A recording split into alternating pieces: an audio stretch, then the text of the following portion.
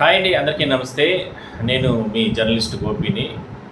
తిరుమల శ్రీవారి దర్శనానికి విపరీతంగా భక్తుల తాకిడి పెరిగింది. గత వారం రోజుల నుంచి కూడా స్వామి దర్శనానికి పెద్ద ఎత్తున భక్తులు తరలి వస్తున్నారు. తిరుపతి అలిపిరి కౌంటర్ నుంచి ఏదైతే కాలిబాట మార్గాలు ఇప్పటికే భక్తులతో కిటకిటలాడుతున్నాయి. స్వామి దర్శనానికి ప్రతిరోజు కూడా నడిచి వెళ్ళే భక్తుల సంఖ్య 40 నుంచి 50,000 మంది వరకు కూడా నడుచుకుంటూ కూడా తిరుమలకు వెళ్తున్నారు.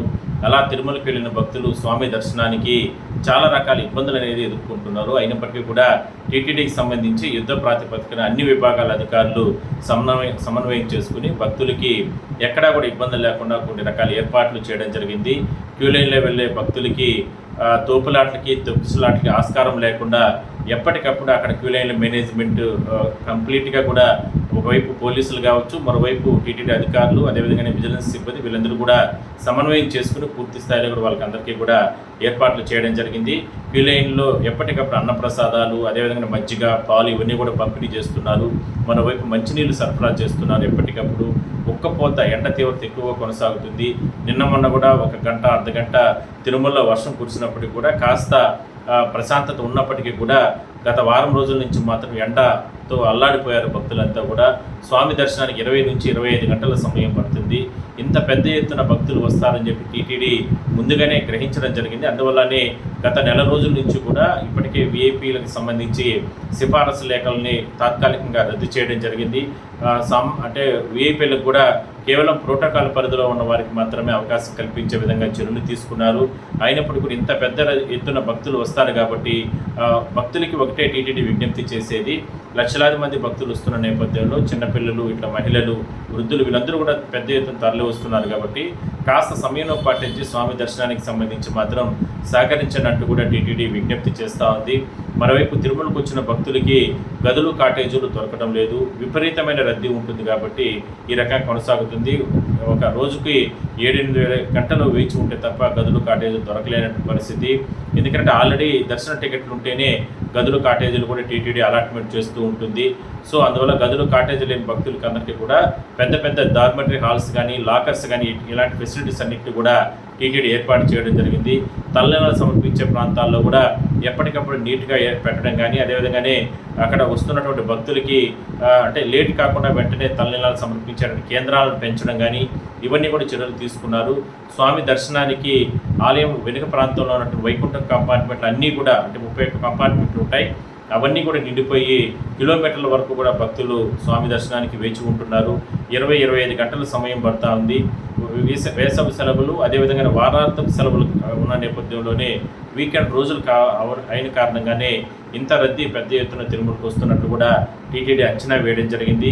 మొత్తం మీద తిరుమల భక్తులతో కిటకిటలాడుతున్న నేపథ్యంలో ఆలయం లోపల కూడా టీటీడీ ఉన్నతాధికారులు నిన్న శుక్రవారం అంటే ఒకవైపు స్వామివారికి సంబంధించి అభిషేకం జరిగే సందర్భంలోనే భక్తులను కూడా, సామాన్య భక్తులను కూడా అనుమతించారు. తద్వారా స్వామివారి సాక్షాత్తు అంటే తిరుమల వైకుంఠంగా వెలిసినటువంటి స్వామివారు అంటే పెద్ద ఎత్తున అంటే అభిషేకం చూసేటటువంటి అవకాశం చాలామందికి దొరకదు.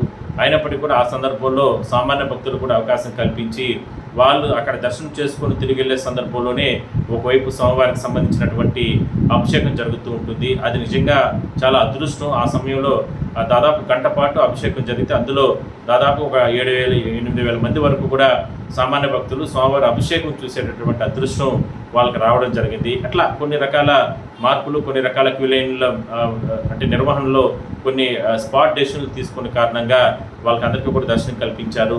నిన్న శనివారం అయినప్పటికీ కూడా విపరీతంగా భక్తులు వచ్చారు కాబట్టి ఈ ప్రోటోకాల్ అంటే దర్శనాలు కొన్ని తగ్గించి 90,000కు పైగా కూడా స్వామివారిని దర్శించుకునే రకంగా కూడా టీటీడీ ఏర్పాట్లు చేయడం జరిగింది.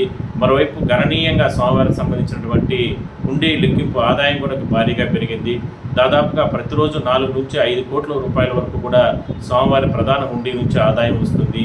అదంతా కూడా భక్తులకు సమర్పించినటువంటి కానుకలుగానే మనం చెప్పుకోవచ్చు. మరోవైపు తిరుమలకు వచ్చిన భక్తులకి ఎక్కడా కూడా ఇబ్బందులు లేకుండా లడ్డూ ప్రసాదాలు కానీ, వాటిని పంపిణీ చేసే విధానం కానీ, వచ్చిన ప్రతి భక్తుడికి కూడా వాళ్ళకి కావాల్సిన లడ్డూలు ఇచ్చే విధానం కానీ ఇవన్నింటినీ కూడా ఎప్పటికప్పుడు టీటీడీ మానిటరింగ్ చేసుకుంటూ దాదాపుగా ప్రతిరోజు కూడా 5-6 లక్షల లడ్డూలు స్టాక్ పెట్టుకునే భక్తులకి అందరికీ కూడా విరివిగా కూడా రుచికరమైనటువంటి నాణ్యతమైనటువంటి లడ్డూల్ని సరఫరా చేస్తుంది టీటీడీ. మరోవైపు అన్నప్రసాదాలు వితరణకు సంబంధించి చాలా ప్రాంతాల్లో వితరణ చేస్తున్నారు. క్యూలైన్లు కానీ కంపార్ట్మెంట్లు, అదేవిధంగానే భక్తులు ఎక్కువగా ఉన్నటువంటి ప్రాంతాలు, గదులు కాటేజీలు పొందే ప్రాంతాలు కావచ్చు, లేదంటే రకరకాల దర్శనాలన్నీ ఉంటాయి కాబట్టి ఆయా ప్రాంతాల్లో భక్తులకు సంబంధించి ఈ అన్నప్రసాదాల వితరణ ఎప్పటికప్పుడు చేస్తున్నారు. అదేవిధంగానే తిరుమలలో కొన్ని ప్రాంతాల్లో ఉన్నటువంటి వంటశాలల్లో టీటీడీకి సంబంధించి పెద్ద ఎత్తున ఈ స్టాక్ పెట్టుకొని పూర్తి స్థాయిలో కూడా వాళ్ళకి అందరికీ కూడా అన్నప్రసాదాలన్నింటినీ కూడా తయారు చేసి నిరంతరం భక్తులకు పంపిణీ చేసేటటువంటి పరిస్థితులు కొనసాగుతున్నాయి. మరోవైపు బస్సు సర్వీసులు, ఆర్టీసీ బస్సు సర్వీసులు తిరుపతి నుంచి తిరుమలకి వెళ్ళేందుకు భక్తులకు ఇబ్బందులు లేకుండా విరివిగా వాళ్ళకందరికీ కూడా కొన్ని అదనపు బస్సులను కూడా తిరుపతి ఆర్టీసీ విభాగం ఏర్పాటు చేయడం జరిగింది. నిన్న మొన్న తిరుపతి ఎస్పీ సుబ్బరాయర్ గారు కూడా నేరుగా తిరుమలకి వెళ్ళి క్యూ లైన్లో జరుగుతున్నటువంటి భక్తుల రద్దీ, అదేవిధంగానే కంట్రోల్ విధానం ఇవన్నీ కూడా ఈ క్రౌడ్ మేనేజ్మెంట్లో పూర్తిగా పోలీసులదే చాలా కీలకంగా ఉంటుంది. కాబట్టి పోలీసులను కూడా ప్రత్యేకంగా ఏర్పాటు చేసి ఎక్కడా కూడా స్టాంపేడ్ జరగకుండా ఈ రకంగా కొన్ని రకాల చర్యలు తీసుకుంటున్నారు. సో ప్రభుత్వ విభాగం కావచ్చు, అదేవిధంగా ప్రభుత్వ అధికారులు కావచ్చు, మరోవైపు టీటీడీ అధికారులు కావచ్చు, లేదంటే విజిలెన్స్ అధికారులు, వీళ్ళందరూ కూడా ఒకటే వచ్చినటువంటి భక్తుకి ఎక్కడా కూడా తోపులాట్లకి తొక్కిసలకి ఆస్కారం లేకుండా స్వామివారి దర్శనాన్ని చేయించి పంపించాలనేది ప్రధానంగా వాళ్ళ ధ్యేయం, వాళ్ళ ఆలోచన. అందువల్లనే అన్ని రకాల చర్యలు తీసుకుని భగవంతుని దర్శనానికి వచ్చేటువంటి భక్తులకి ఇన్ని రకాల ఫెసిలిటీస్ చేస్తున్నారు. మరోవైపు వచ్చిన భక్తునికి ఇబ్బంది లేకుండా సాధ్యమైనంత వరకు స్వామివారి దర్శనం త్వరగా చేయించి పంపించేందుకు ఇన్ని రకాల ఏర్పాట్లు చేయడం జరిగింది. ఒకవైపు తిరుమల స్వామివారి దర్శనానికి ఇంతమంది భక్తులు వస్తూ ఉంటే తిరుమలలో ఉన్నటువంటి మిగిలిన పుణ్యక్షేత్రాలు ఉన్నటువంటి చాలా ప్రాంతాలు కూడా పాపనాశం కానీ ఇట్లా శ్రీవారి పాదాలు ఇలాంటి ప్రాంతాల్లో కూడా భక్తుల రద్దీ విపరీతంగా పెరిగింది. జాపాలి క్షేత్రంకి అయితే మరింత భక్తుల రద్దీ పెరిగింది. తిరుపతిలో ఉన్నటువంటి టీటీడీ అనుబంధ ఆలయాలుగా ఉన్నటువంటి పద్మావతి అమ్మవారి ఆలయం కానీ, గోవిందరాజ స్వామి ఆలయం కానీ, అదేవిధంగానే కళ్యాణ వెంకటేశ్వర స్వామి ఆలయం ఇలాంటి ప్రాంతాల్లో కూడా భక్తులు విపరీతంగా తరలి వెళ్తున్నారు. ఎందుకంటే ఒక 10 రోజులు మాత్రమే సమయం ఉంది. ఈ 10 రోజుల తర్వాత మళ్ళీ స్కూల్స్ అన్నీ కానీ ఓపెన్ అయిపోతే భక్తులకి అంటే మళ్ళీ తిరుమలకు వచ్చి స్వామిని దర్శనం చేసుకుని వెళ్ళేటటువంటి సమయం వాళ్ళకు ఉండదు. అందువల్లనే దర్శనం టికెట్స్ ఉన్నా లేకపోయినా వాళ్ళు నేరుగా తిరుమలకు వచ్చి ఫ్రీ దర్శనానికైనా సరే వచ్చి ఇక్కడ నుంచి కూడా దర్శనం చేసుకొని వెళ్తున్నారు. సో ఈ రద్దీ మాత్రం ఒక వారం 10 రోజులు అనేది కంటిన్యూ అవుతుంది. దాని తర్వాత కాస్త తగ్గుముఖం పట్టే అవకాశం అయితే ఉంటుంది. కాబట్టి భక్తులు ఈ విషయాలన్నింటినీ కూడా గ్రహించి వాళ్ళ అంటే తిరుమలకు వచ్చేటటువంటి యాత్రకు సంబంధించి ప్లాన్ చేసుకొని తిరుమలకు వచ్చి స్వామి దర్శనం చేసుకొని వెళ్ళండి. అదేవిధంగానే టీటీడీ కూడా సహకరించాలంటూ కూడా అధికారులు కూడా విజ్ఞప్తి చేస్తున్నారు. ఇలాంటి లక్షల మంది వచ్చినప్పుడు కాస్త చిన్నపాటి చిన్న ఇబ్బందులు ఉంటాయి, చిన్న తప్పిదాలు కూడా ఉంటాయి. అవన్నింటినీ కూడా పెద్ద మనసుతో మన్నించి టీటీడీకి సహకరించండి.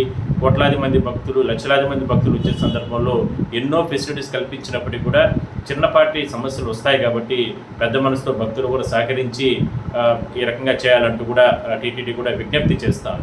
చూద్దాం మరి ఇప్పటికే కూడా దీనిపైన ప్రభుత్వం కూడా ఆరా తీసింది. ఇంకా కూడా అంటే టీటీడీ అందిస్తున్న సేవలు మరిన్ని పెంచాలంటే స్పీడప్ చేయాలంటూ కూడా సీఎం గారు ఆదేశించినట్టు తెలుస్తాను.